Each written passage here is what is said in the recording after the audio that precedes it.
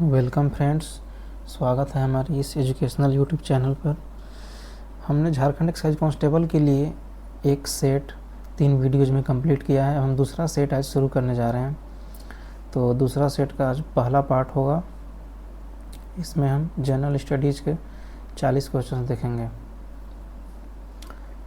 शुरू करते हैं। पहला क्वेश्चन है ज्योग्राफी से कि सिमलीपाल राष्ट्रीय उद्यान किस राज्य में है। तो ये नेशनल पार्क का क्वेश्चन है। देखिए, भारत में 106 राष्ट्रीय उद्यान प्रेजेंटली हैं। ये आपको याद रखना है कि अभी भारत में 106 राष्ट्रीय उद्यान हैं। और जो सबसे पहला राष्ट्रीय उद्यान था वो था जिम कॉर्बेट। जो जिम कॉर्बेट राष्ट्रीय उद्यान है, जो कि उत्तराखंड में भारत का पहला राष्ट्रीय उद्यान था। और अभी जो ये पूछा है कि सिमलीपाल राष्ट्रीय उद्यान भारत के किस राज्य में है, तो ये उड़ीसा राज्य में है। उड़ीसा की राजधानी है भुवनेश्वर। चलते हैं अगले क्वेश्चन पे। अगला प्रश्न है कि डेनमार्क की राजधानी कहाँ है। देखिए, डेनमार्क यूरोप का एक देश है और डेनमार्क की राजधानी है कोपनहेगन। डेनमार्क की सही राजधानी है कोपनहेगन। और डेनमार्क में जो मुद्रा चलती है उसे बोलते हैं क्रोन। डेनमार्क की मुद्रा है क्रोन। तो आपको ये भी याद रखना है क्योंकि आपके सिलेबस में राजधानी और मुद्राएं दोनों हैं। अगला है रूबल किस देश की मुद्रा है। तो देखिए, रूबल जो है ये रूस की मुद्रा है। रूस का राजधानी है मॉस्को। व्लादिमीर पुतिन यहाँ की राष्ट्रपति हैं और रूस की मुद्रा है रूबल। ये आपको याद रखना है। अगला है the test of my life. ये किसके जीवन की आत्मकथा है। तो ये युवराज सिंह के जीवन की आत्मकथा है, the test of my life. Yuvraj Singh Bharat के एक महत्वपूर्ण क्रिकेट खिलाड़ी थे। उन्होंने अब रिटायरमेंट ले लिया है। तो ये एक दौर में कैंसर से भी गुजरे हैं। तो अपने इसी संघर्ष के बारे में इन्होंने लिखा है कि कैसे एक सफल खिलाड़ी फिर कैंसर से कैसे जंग लड़े और फिर वापस आए। इसी की कहानी इन्होंने the test of my life नामक आत्मकथा में लिखी है। तो ये जो है ये युवराज सिंह की आत्मकथा है, the test of my life. अगला है भारत में हिंदी के बाद दूसरी सबसे ज़्यादा बोली जाने वाली भाषा कौन सी है। देखिए, सबसे ज़्यादा भारत में हिंदी बोली जाती है। सेकेंड नंबर पे है बंगाली, फिर है मराठी, फिर है तेलुगु। तो सेकेंड नंबर पे सबसे ज़्यादा बोली जाने वाली भाषा बांग्ला है।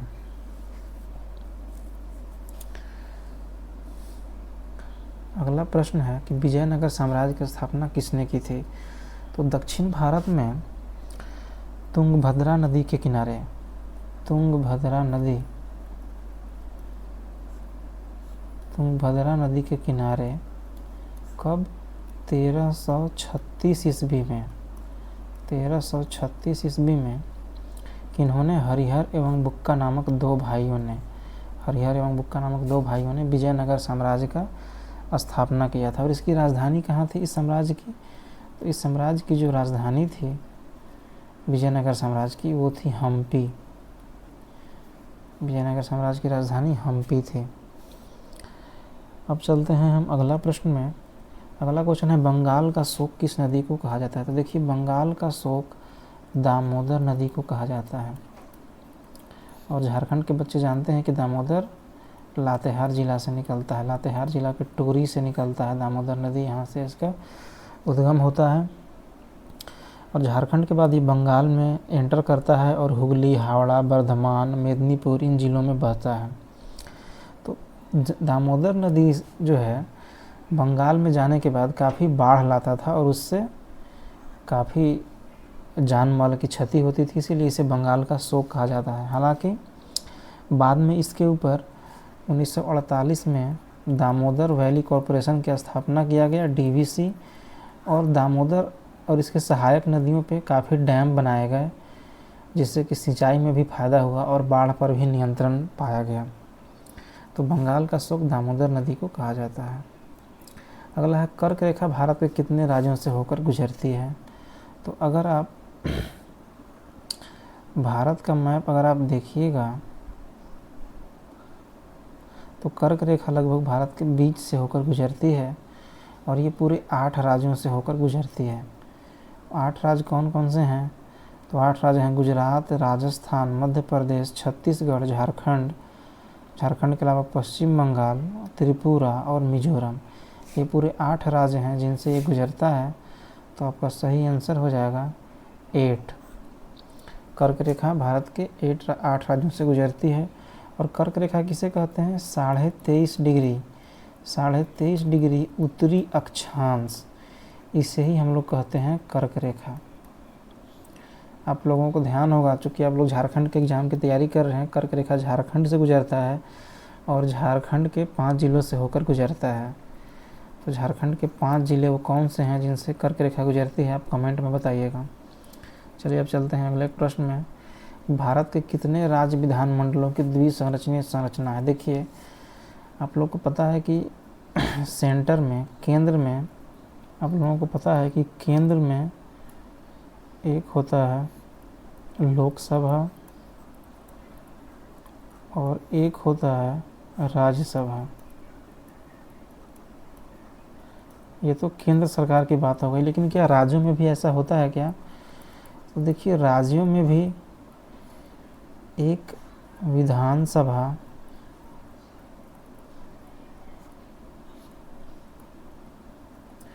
और एक राज्यसभा की तर्ज पे ही यहाँ पे विधान परिषद का प्रावधान है। बट ये विधान परिषद क्या है? ऐच्छिक है। अगर कोई राज्य चाहे तो रख सकता है, चाहे तो नहीं रख सकता है। तो अभी वर्तमान में जिन राज्यों में विधानसभा और विधान परिषद दोनों हैं, उन्हें द्विसदनात्मक बोलते हैं। द्विसदनात्मक यानी कि वहाँ पे 2 सदन है, बाई कैमरल लेजिस्लेटिव है वहाँ पे। तो अभी भारत में ऐसे 6 राज्य ही हैं जिनमें कि बाई कैमरल है, यानी कि विधानसभा और विधान परिषद दोनों हैं। इनमें हमारा यूपी, बिहार, याद रखिएगा, इसके अलावा महाराष्ट्र, यूपी, बिहार, महाराष्ट्र, तेलंगाना, आंध्र प्रदेश और कर्नाटक, ये 6 राज्य हैं जिनमें कि अभी बाई कैमरल यानी कि द्विसदनात्मक है, जिनमें विधान परिषद भी है। तो इसे आप याद रखिएगा। अगला है कि संविधान में कितनी राजभाषाएं हैं? देखिए, संविधान की 8वीं अनुसूची में राजभाषाओं का उल्लेख है और इसमें कितनी राजभाषाएं हैं? 22 राजभाषाएं हैं। 22 राजभाषाएं हैं और इसमें झारखंड से एकमात्र जो राजभाषा है उसका नाम है संथाली। ये भी आप याद रखिएगा। तो इसमें 22 राजभाषाएं हैं। अगला है संसद के दोनों सत्रों के बीच अधिकतम कितना अंतराल? तो संसद के दोनों सत्रों के बीच यानी कि 2 बार की सीटिंग के बीच मैक्सिमम 6 महीना गैप हो सकता है। 6 महीना से ज़्यादा गैप नहीं हो सकता है। हालांकि अभी इतना भी गैप नहीं होता है। संसद में आपको पता है कि 3 सत्र होते हैं। एक होता है बजट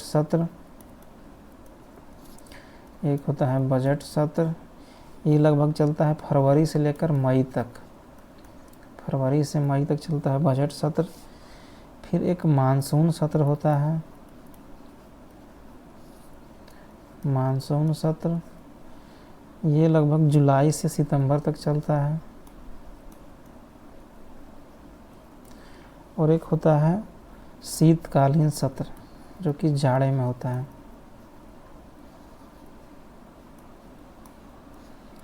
ये नवंबर से दिसंबर होता है। तो इस तरह से यहाँ मुश्किल से 1-2 महीने का ही गैप होता है। हालांकि मैक्सिमम अधिकतम 6 महीना का अंतराल, इससे ज़्यादा नहीं होना चाहिए।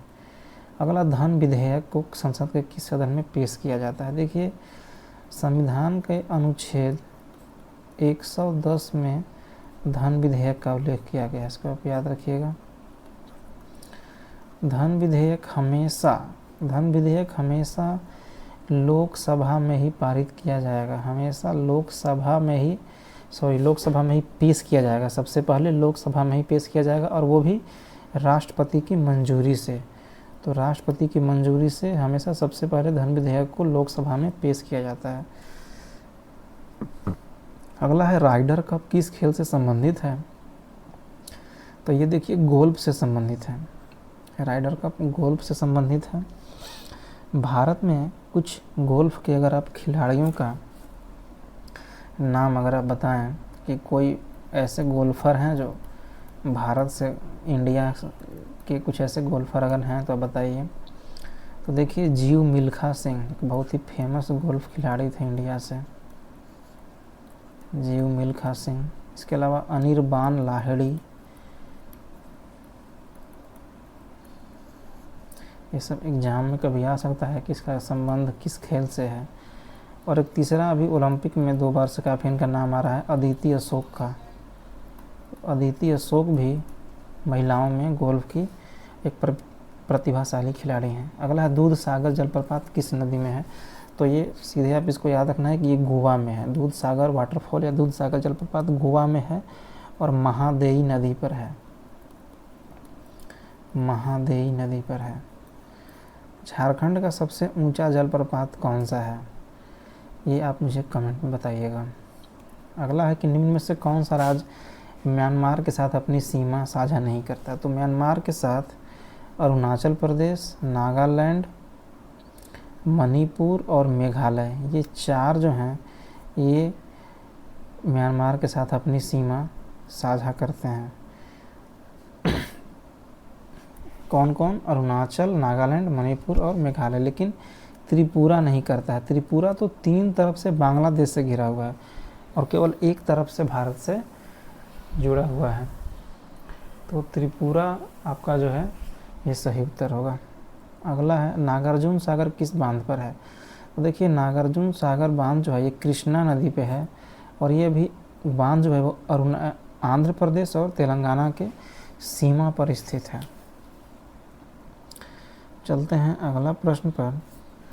अगला क्वेश्चन है कि निम्नलिखित में से कौन सी खरीफ की फसल है। तो देखिए खरीफ मतलब जो बरसात के समय में होता है वो होता है खरीफ फसल, और रबी जो कि जाड़े में होता है। तो खरीफ में आप लोग जानते हैं कि जैसे धान खरीफ की हो गई,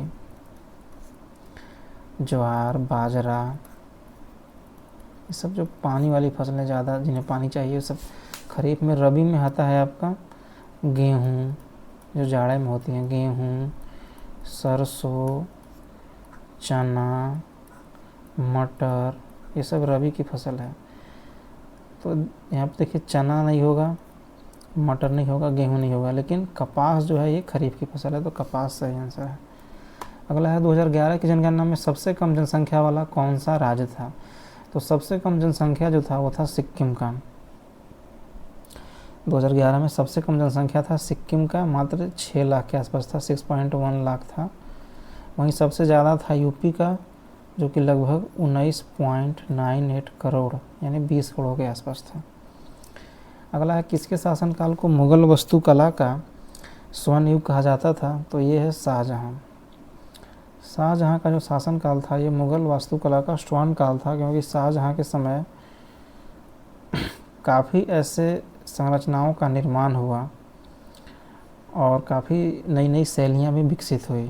तो जैसे कि शाहजहाँ ने दिल्ली का लाल किला बनवाया, ताजमहल बनवाया, जामा मस्जिद बनवाया,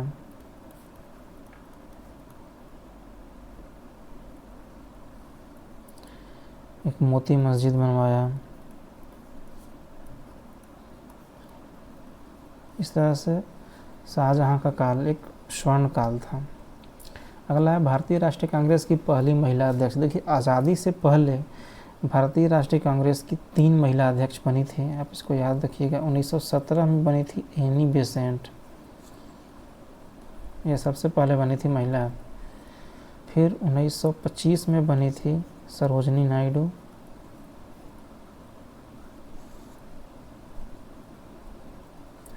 और 1933 में बनी थी नलिनी सेनगुप्ता।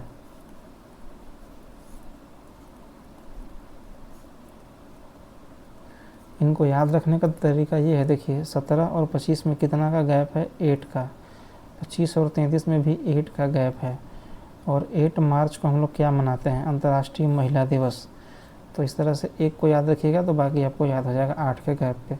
तो अगर पूछे कि सबसे पहली महिला अध्यक्ष कौन थी तो आंसर आएगा एनी बेसेंट थी। और अगर पूछे कि सबसे पहली भारतीय महिला अध्यक्ष कौन थी कांग्रेस की तो वो सरोजनी नायडू आएगा आंसर। तो यहाँ हमसे पूछा है कि सबसे पहली महिला अध्यक्ष कौन थी, तो इसका आंसर होगा एनी बेसेंट, बी नंबर। अगला है वैशाली निम्न में से किस महाजनपद की राजधानी थी। देखिए 400 ईसा पूर्व के आसपास भारत में 16 महाजनपद थे। भारत में 16 महाजनपद थे, जैसे कि अंग था, अंग का राजधानी था चंपा।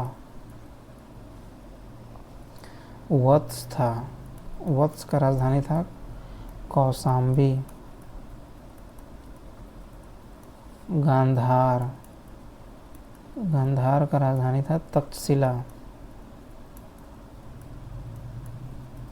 इसी तरह पूरे 16 महाजनपद थे। तो इसमें से पूछ रहा है कि वैशाली किसकी राजधानी थी, तो वैशाली जो थी वो वज्जी महासंघ की राजधानी थी। वज्जी, वज्जी होगा, वज्जी महाजनपद की राजधानी थी। अगला है हड़प्पा स्थल हरियाणा में स्थित है। तो हरियाणा में जो स्थित है वो है राखीगढ़ी, और राखीगढ़ी 350 हेक्टेयर में फैला है, और ये पूरा सिंधु घाटी सभ्यता का सबसे बड़ा स्थल है। मोहनजोदड़ो से भी बड़ा है। मोहनजोदड़ो मुश्किल से 300 हेक्टेयर है, जबकि ये 350 हेक्टेयर में है। तो सबसे बड़ा स्थल है सिंधु घाटी सभ्यता का राखीगढ़ी, और हरियाणा के हिसार जिले में है। अगला समुद्रगुप्त का दरबारी कवि। तो समुद्रगुप्त के दरबारी कवि थे हरिसेन, और इन्होंने प्रयाग प्रशस्ति की रचना की थी। प्रयाग प्रशस्ति की रचना की थी, जिसमें कि समुद्रगुप्त के विजय अभियानों का उल्लेख किया गया है। और समुद्रगुप्त के बारे में एक पॉइंट याद रखिएगा कि इन्हें भारत का नेपोलियन कहा जाता है। भारत का नेपोलियन कहा जाता है। इन्होंने उत्तर भारत और दक्षिण भारत में बहुत सारे राज्यों को जीता था। संविधान में मूल अधिकार का प्रावधान किस देश से लिया गया है। देखिए संविधान में 6 मूल अधिकार हैं, 6 मूल अधिकार हैं, और इन्हें अमेरिका के संविधान से लिया गया था। अभी 6 मूल अधिकार कौन है। पहला है समानता का अधिकार। समानता का अधिकार ये संविधान के अनुच्छेद 14 से 18 में है। दूसरा है स्वतंत्रता का अधिकार। स्वतंत्रता का अधिकार ये 19 से लेकर 22 अनुच्छेद में है। तीसरा है शोषण के विरुद्ध अधिकार।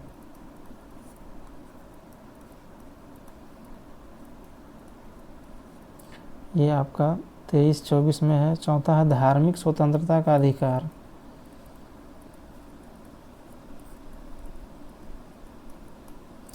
धार्मिक स्वतंत्रता का अधिकार ये आपका 25 से 28 में है।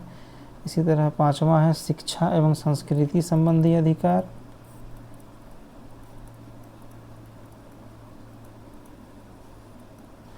जो कि आपका 29 और 30 में है। और लास्ट है आपका अनुच्छेद 32 में संवैधानिक उपचारों का अधिकार। संवैधानिक उपचारों का अधिकार। और याद रखिएगा कि यही संवैधानिक उपचारों के अधिकार को डॉक्टर BR अम्बेडकर ने संविधान की आत्मा भी कहा था। चलिए अगला, पहला पंचवर्षीय योजना किस मॉडल पर आधारित है। तो जो पहला पंचवर्षीय मॉडल है ये हैरोल्ड डोमर मॉडल पर आधारित था, और इसमें पहले पंचवर्षीय योजना में कृषि पर फोकस किया गया था।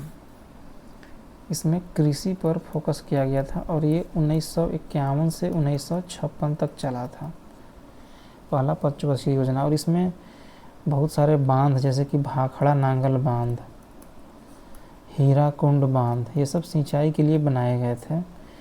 और 2.1 का उम्मीद था, लेकिन इसने 3.6% का ग्रोथ यानी वृद्धि पाया था। तो एक सक्सेसफुल यानी एक सफल योजना था। अगला है फ्लेमिंगो त्यौहार। तो देखिए फ्लेमिंगो त्यौहार हम लोग आंध्र प्रदेश में मनाते हैं। ये क्या होता है, माइग्रेटरी बर्ड्स, जो प्रवासी पक्षियां जो हैं, प्रवासी पक्षियों के आगमन का ये समय होता है, और उन्हीं के उपलक्ष्य में ये त्यौहार मनाया जाता है। आंध्र प्रदेश में एक पुलिकट झील है, तो पुलिकट झील है वहीं पर, और एक है नेलपट्टू पक्षी अभयारण्य, नेलापट्टू पक्षी अभयारण्य। इन्हीं दोनों जगहों पे माइग्रेटरी बर्ड्स आते हैं और यहीं पर फ्लेमिंगो त्यौहार मनाया जाता है, जिसमें इन पक्षियों को देखना, बोटिंग ये सब किया जाता है। अगला है उस्ताद बिस्मिल्लाह खां का संबंध। तो देखिए ये विश्व प्रसिद्ध शहनाई वादक रहे हैं, तो इनका संबंध शहनाई से है। आप एक सितार वादक का भी याद नाम रखिएगा, पंडित रवि शंकर। एक बांसुरी वादक का नाम याद रखिएगा, पंडित हरिप्रसाद चौरसिया।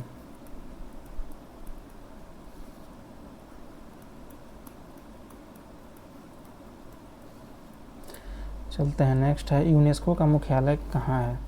तो सबसे पहले तो आप यूनेस्को का फुल फॉर्म जान जाइए, यूनाइटेड नेशंस एजुकेशनल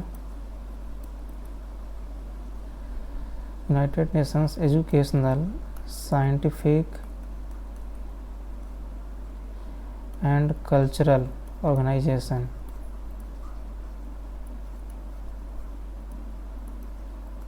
अगर इसको हिंदी में कहें तो, हिंदी में बोले तो हो जाएगा संयुक्त राष्ट्र शैक्षिक, वैज्ञानिक एवं सांस्कृतिक संगठन।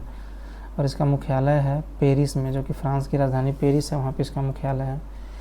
अगला है कि 96 एकेडमी अवार्ड्स। देखिए एकेडमी अवार्ड को ही ऑस्कर भी कहा जाता है। ये अभी मार्च 2024 में दिया गया था 96, और इसमें जो बेस्ट फिल्म था वो बेस्ट फिल्म था ओपनहाइमर को दिया गया है। ओपनहाइमर उस वैज्ञानिक का नाम है जिन्होंने एटम बम का खोज किया था, और द्वितीय विश्व युद्ध में जापान पर 2 एटम बम गिराए गए थे, तो इन्हीं की खोज थी। तो ओपनहाइमर इन्हीं के जीवन पर बनाया गया है ये फिल्म। और इसमें काम किया था सिलियन मर्फी। इनको बेस्ट एक्टर का अवार्ड इसीलिए मिला है, तो बेस्ट एक्टर भी याद रखिएगा, जो किसके लीड एक्टर थे, सिलियन मर्फी।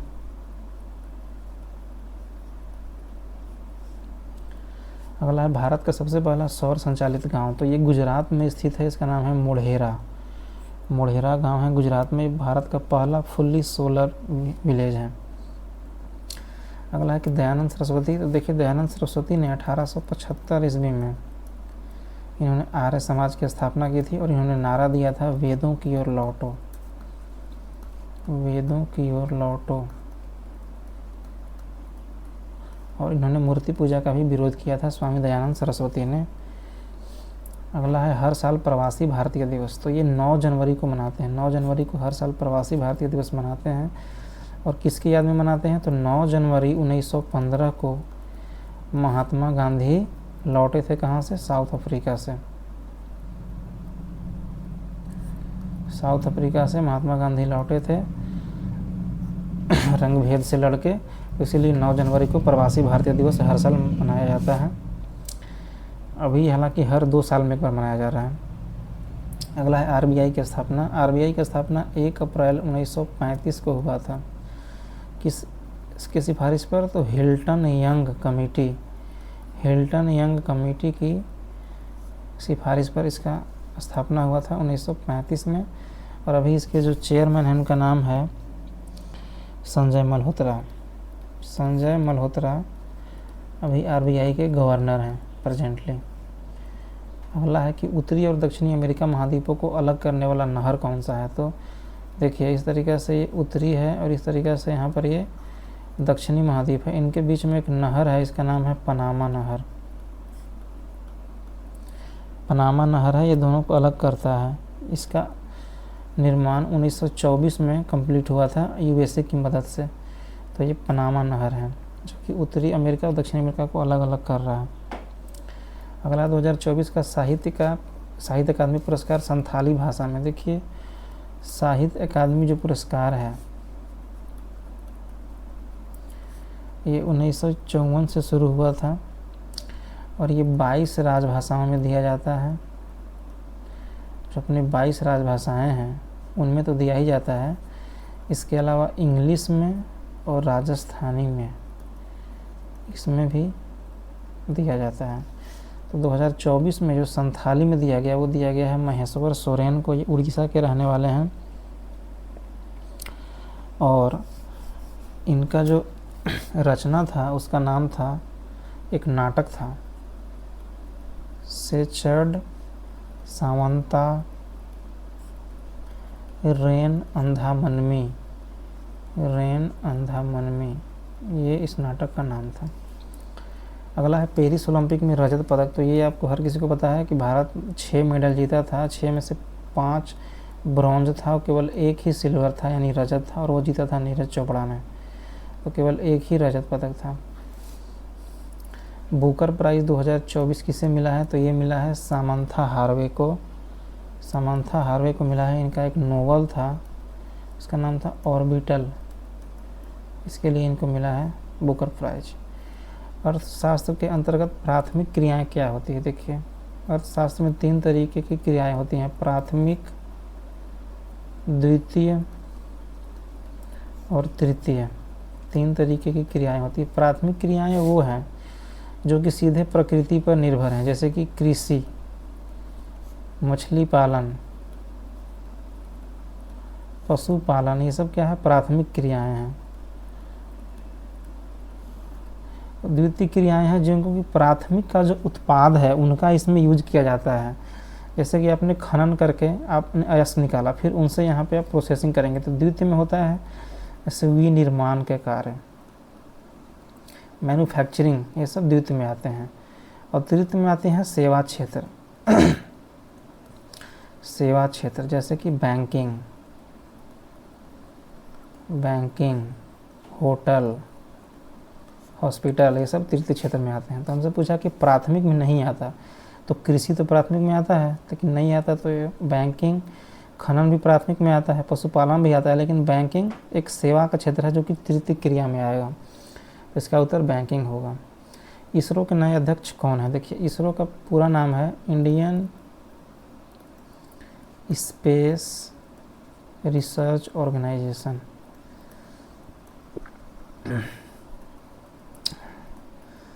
इसका मुख्यालय कहाँ पे है? बेंगलोर में है। और इसरो के भी वर्तमान में चेयरमैन है वी नारायण। अगला है भारत के रेल मंत्री कौन है? तो भारत के रेल मंत्री हैं अश्विनी वैष्णव, ये वर्तमान में भारत के रेल मंत्री हैं।